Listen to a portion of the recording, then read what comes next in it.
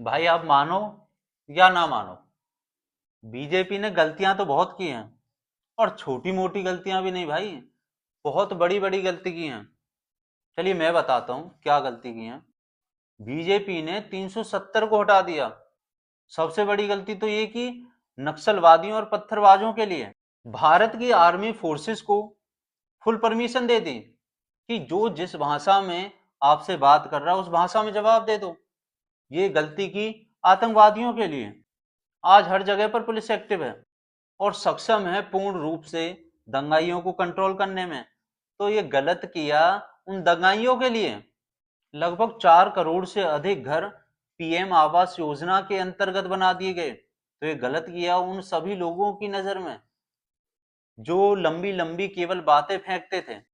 BJP ने महिलाओं को मजबूत बनाया, शिक्षा अभियान तक चलाए। आज बीजेपी ने भारत की अर्थव्यवस्था को एक नई ऊंचाई दी है और भारत की छवि को विदेशों की नजर में सर्वोपरि कर दिया है।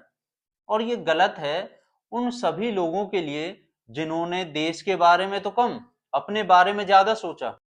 बीजेपी ने भारत के युवाओं को खुद पर निर्भर रहना और खुद के विकास में देश का विकास समझाया और लोगों को स्वदेशी और आत्मनिर्भर का पाठ पढ़ाया।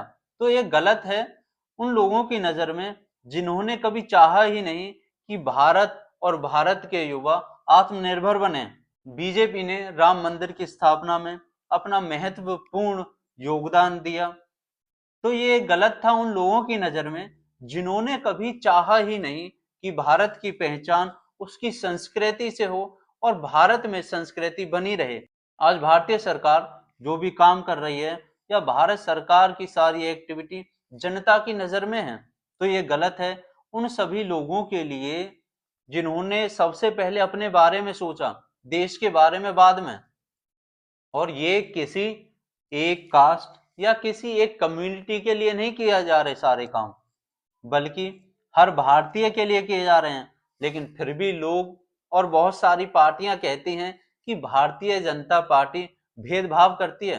तो अब आप ही बताइए कि भारतीय जनता पार्टी गलत है या कोई और।